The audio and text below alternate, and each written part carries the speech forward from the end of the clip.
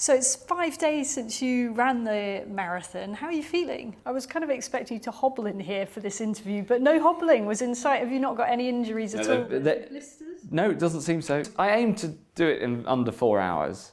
Right. And I got round in 3 hours 47.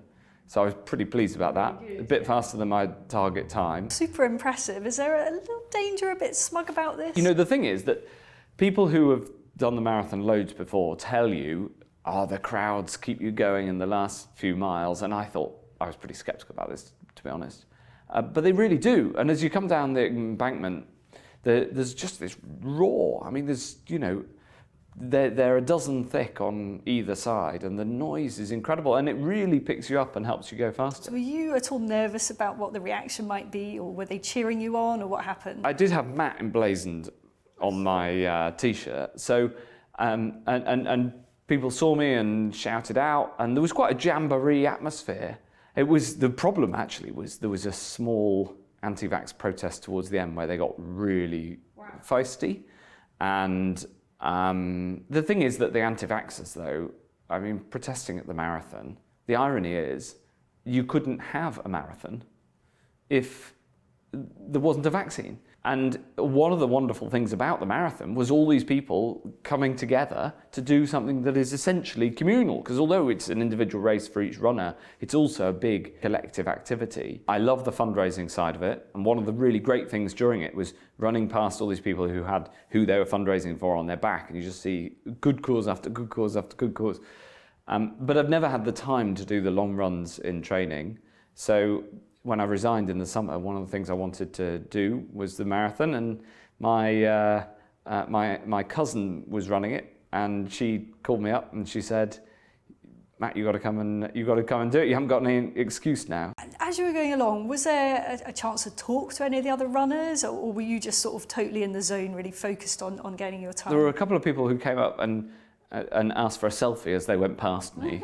I thought that was a bit. Yeah, we had a few selfies, and then they tend to run off into the distance. Why did you particularly choose St Nicholas Hospice for your cause? St Nicholas Hospice is a brilliant organisation, and it looks after people usually towards the end of their life in Suffolk, right across Suffolk, both in their homes and in the hospice itself in Bury St Edmunds. And so many people in my constituency rely on them at a time of great vulnerability. And what they do is so impressive and incredible caring and compassion. And the hospice movement is, of course, partly funded by taxpayers, partly, and in fact majority, funded by philanthropy.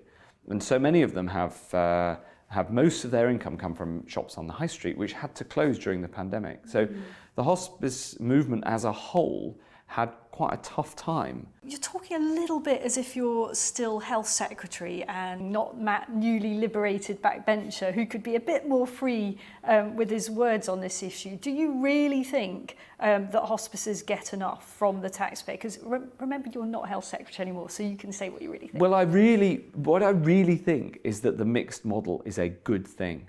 And I know not everybody agrees with that, but I think it is, and I think if you talk to people in the hospice movement, then they talk about how they're very proud of the combination of the philanthropic support as well as support from the government. Now, how much taxpayers should put in is always a big question, important question, but I think it's very, very, it's too simplistic to say the taxpayer should come in and do everything here. Maybe I can make the question simpler. At the moment, does the taxpayer contribute enough to the hospice movement? Well, certainly when I was there, we put in that extra support during the pandemic. So, and that was to make sure that hospices could thrive and do their vitally important work. Have you got any personal experience of the hospice movement? Do you have family or friends that you have seen go on that journey? Well, I have had people I love very much go through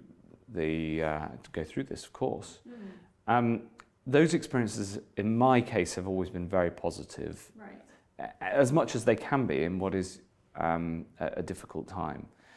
And the hospice movement, I think,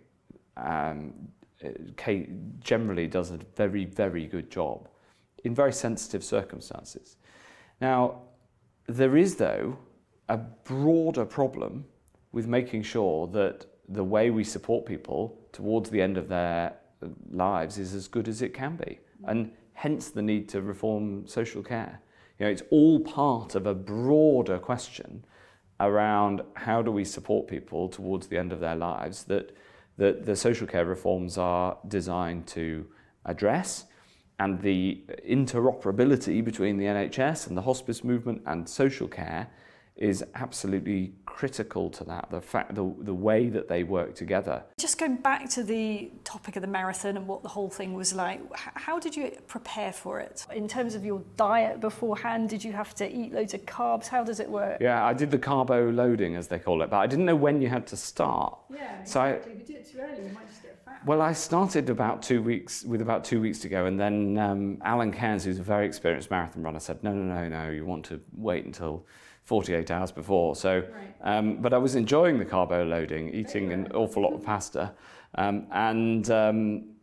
then I really did do a whole load of that later on. But it's, it really got me fit. You should try it. Maybe. I'm not going to commit to that one. And did you have a strategy then for running the race? Well, my aim was to try to run at the same pace all the way along. Yeah. And which I more or less pulled off. And and to pick a time, to pick a target, and to just try to stick to that all the way through.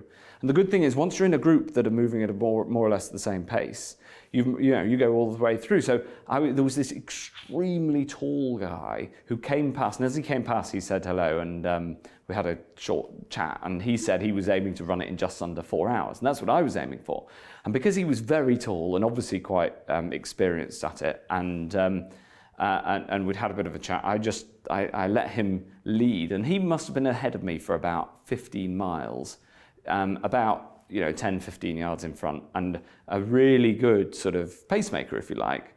An experienced person aiming at the same time, being really tall helped.